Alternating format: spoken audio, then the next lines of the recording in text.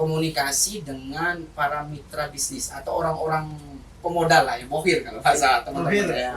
Kalau bahasa teman-teman aktivis ini, TGB harus lebih akrab dengan para bohir. Beliau ini dikenal punya relasi kuat ke Timur Tengah. Pembiayaan dari luar negeri itu diharapkan dalam dalam sistem politik kita, karena itu kan regulasi, itu bentuk akan dianggap sebagai bentuk intervensi negara lain dalam mengatur politik nasional kita, dan itu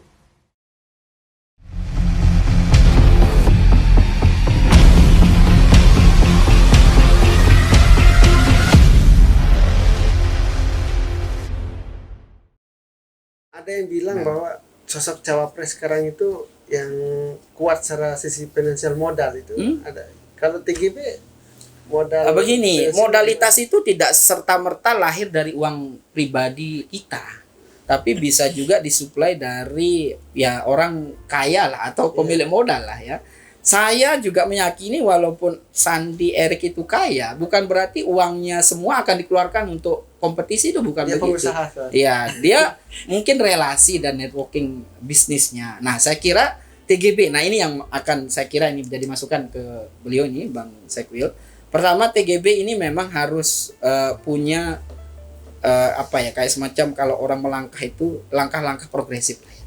Langkah-langkah progresif dari sisi komunikasi dengan para mitra bisnis atau orang-orang pemodal lah ya, bohir kalau bahasa teman-teman ya. Kalau bahasa teman-teman aktivis ini, TGB harus lebih akrab dengan para bohir. Beliau ini dikenal punya relasi kuat ke Timur Tengah. Di Timur Tengah itu kurang kaya apa orang-orang di sana itu. Bahkan saking kayanya mereka enggak berhitung jutaan tapi miliaran, biasa aja ngeluarin uang kan gitu. Nah, artinya itu beliau harus sodorkan sebagai bohir dari Timur Tengah. Iya, bisa saja kan. Kalau Anies bohir dari Amerika, kalau Jokowi dulu bohir dari China gitu kan. Ya TGB harus bohir dari Timur Tengah dong. Nah, gitu. Itu beliau harus sodorkan platform itu. Saya kalaupun jadi calon wakil presiden, ya saya punya pemodal kira-kira itu. Ya, terlepas juga dari Haritanu yang punya background itu, yang secara resmi mendukung atau menjadi simpul beliau lah di parpol gitu, yang menjadi ketum beliau. Nah, itu harus dilakukan lebih progresif lagi. Terus yang kedua, saya kira beliau ini juga memang tokoh yang dikenal memang sopan ya, religius. Tapi kadang satu sisi menyebabkan beliau menurut beberapa teman-teman ya yang di nasional maupun di lokal gitu, kadang ditembus itu agak susah gitu kira-kira. Ya, artinya bukan ditembus, bukan artian Bang. Maksud saya diajak komunikasi nongkrong gitu lah kalau bahasanya. Beliau ini harus lebih akrab dan sering nongkrong sama teman-teman di Jakarta. Ya Jakarta terutama ya. Sehingga ketika Bang Acip, ayo bisa enggak TGB? Ya mestinya harus lebih waktunya banyak bisa nongkrong gitu. Maksud saya sederhananya beliau itu harus lebih inklusif. Nah, dalam konteks komunikasi sama teman-teman komunitas politik, komunitas tokoh publik atau yang lain lah kira-kira. Lihat beberapa tokoh itu kan dia selfie. Iya, misalnya. Karena beliau sejauh ini kan tadi yang saya bilang, karena tidak heran kan, karena beliau ini memang bukan lahir dari dunia aktivis ya, yang sudah akrab dengan seperti kita Bang, ketemu di mana ya biasa aja ngopi. Beliau ini lahir di dalam satu tradisi yang tadi secara peranata sosial itu memang sudah tertata baik.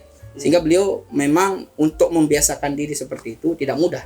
Walaupun beliau jadi pejabat publik 2 periode di di gubernuran, beliau punya satu sistematika kerja itu rapi. Nah, model di Jakarta itu kadang memang untuk menjadi tokoh penting ya, walaupun beliau sudah jadi tokoh penting. Tapi hal-hal itu memang butuh kayak semacam ini loh saya hari ini kira-kira maksud saya gitu. Butuh lebih fleksibilitas, relativitas itu. Nah, saya lihat beliau itu sehingga atraktif sebagai aktor politik atau politik kunci gitu. Itu kemudian menjadi lebih dapat, dan hari ini akhirnya orang akan melihat wah betul TGB memang dalam medan tertentu bisa diunggulkan gitu. Perlu lari pagi kayak ganteng. Nah, misalnya Bang, itu maksud saya. Jadi selama ini maksud saya begini, beliau banyak dipotret sebagai tokoh itu kan di mimbar agama. Nah, memang beliau tidak pandai pencitraan, wajar.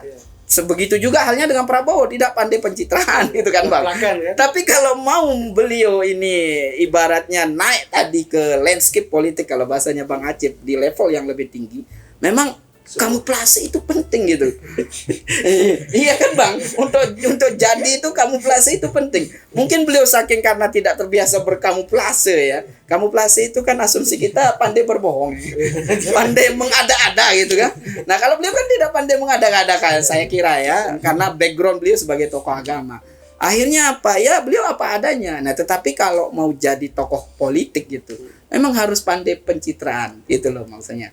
Oleh sebab itu politik itu akhirnya ya menimbang gitu kan. Akhirnya apa, beliau saya kira ini ya, maksud saya penting untuk terus kita dorong dengan berbagai macam kelebihan dan kekurangan yang dimiliki. Saya pribadi ya sebagai orang ya sama-sama dari timur itu mendorong betul, karena beliau secara resource, pengalaman, platform kemampuan itu sudah sangat memadai. Terlepas dari kekurangan resources secara ekonomi gitu kan, lalu kemudian belum teruji di level nasional untuk mengukuhkan satu parpol itu, ini satu hal yang terus akan running. Ini sedang diuji. Iya, politik ini kan prosesnya terus berjalan. Karena tadi politik ini memang dia fleksibilitas konteks untuk membuktikan itu kan sangat butuh waktu cepat dia adaptasinya gitu loh. Nah, oleh sebab itu maka beliau saya kira sebagai tokoh nasional yang hari ini namanya sudah dikenal se-Indonesia itu terus kita dorong. Nah, terlepas dari kurang lebih nanti Bang Acip ini yang jadi orang dalam yang punya suara untuk memberi pressure gitu ya, tekanan ke ya Pak Ketum Haritanu, ke Bang Rofik sebagai sekjen itu saya kira pasti akan terus dilakukan. Maka poin dari saya ini peluang beliau itu cukup besar, tinggal bagaimana tadi garis ikhtiar sudah. Nah, terus garis tangan dan garis nasib ini nih yang kan kemudian akan dijemput. Iya, itu yang akan dijemput, apalagi didorong oleh nasib yang secara fungsional kan memang beliau struktural di partai. Jadi saya kira itu ya. Bang Acip, itu masih ada tantangan. TGB punya sosok yang bisa menjual, ada Perindo juga saya kira meskipun tidak masuk di partai parlemen juga sekarang lihat punya spirit baru untuk melakukan. Dia berhasil rebranding loh. Rebranding bahwa kesuksesan Perindo juga cuma diuji aja nanti di 2024 gitu. Apa nih poin yang dilakukan dengan menghadapi tantangan oleh Perindo di sama ini? Apa sih upaya yang sedang dan akan dilakukan oleh Perindo untuk mengunggulkan? Ya, kita ngopi dulu Pak. Pak Siap. Ini kayaknya tempat megang gelasnya salah. Beliau saking semangat gitu. Ini saking susahnya ini peta politik nasional kayaknya. Orang dalam itu kan milih-milih kalau bicara. Kalau kita kan enggak. Asal lepas aja gitu kan. Enggak, saya rasa tadi tadi ada beberapa saran ya maksud saya dari Pak Dokter. Saya dengan seluruh inilah kita terima kasih, apresiasi kan ada masukan-masukan yang ya luar biasa lah kan untuk ke depan, untuk ya minimal lah. Kan kadang begini kan, maksudnya sebelum kita masuk kita itu banyak miliki perbedaan kan, ya sehingga tentu yang kita perbanyak ya jangan kita cari di bedanya cari di samanya sehingga semua hal itu bisa terus bergerak maju. Tadi ada beberapa hal misalnya terkait dengan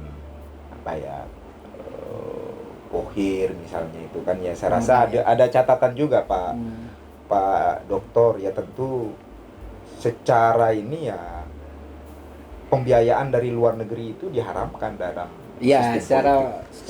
dalam sistem politik kita karena itu regulasi secara regulasi itu bentuk akan dianggap sebagai bentuk intervensi negara lain dalam mengatur politik nasional kita, dan itu kita kan harus berdikari dengan apa yang yang kita punya. Nah sehingga memang, dan selama ini ya misalnya TGB itu saya rasa figur yang misalnya nggak pandai penceritaan tadi dia Pak Dokter bilang ya memang mungkin seperti itu, memang itu adanya gitu. Cuman dalam ini ya misalnya kayak nanti dalam kalau misalnya kita pandang itu sebagai kelemahan, Cuman kita juga memandang itu salah satu kelemahan TGB. Kelebihan dari TGB. Naturalnya. Itulah nilai lebih dari seorang TGB. Dia punya orisinalitas. Jadi bukan sesuatu yang dibuat-buat. Misalnya contoh, apakah panggung pengajiannya itu pencitraan? Ya memang aktivitas beliau dari lahir sebelum menjadi apapun ya Memang besar dari situ. memang besar dari situ gitu. Jadi nggak bisa juga kita anggap itu sebagai panggung pencitraan dalam artian Nggak sebagai politik. Tapi kemudian dari panggung itu tumbuh impact politik. Masa kita mau bisa nggak kita keberatan? Nggak bisa. Maksudnya karena itu aktivitas organisasi beliau. Dan bisa jadi maksud saya akan kelebihan juga bagi saya rasa TGB misalnya ketika dianggap punya originalitas, punya independensi terkait dengan bagaimana bersikap. Karena kalau misalnya kita tracking misalnya pandangan-pandangan politik TGB selama ini terkait dengan satu apapun, hampir sepenuhnya itu memang tumbuh dari basis ideologi. Ya. Pandangan orisinil beliau terkait dengan sesuatu itu ya gitu. Maksudnya tidak terkait dengan kepentingan blok. Ya. Blok A, blok B dan lain sebagainya. Dan saya rasa maksud saya kita selalu lah ya, maksudnya dalam banyak kesempatan lah TGB itu selalu berpesan